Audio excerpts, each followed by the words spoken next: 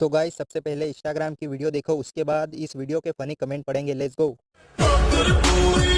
जो लोग हमारा आईफोन देख के बोल रहे हैं ऐसे फोन 8,000 में 5,000 में बिकते फिर रहे हैं, बोलने से कुछ नहीं होता। तो मैं तो लेके दिखाऊं। एडिटिंग का बादशाह, बिना कॉन्डम का हादसा।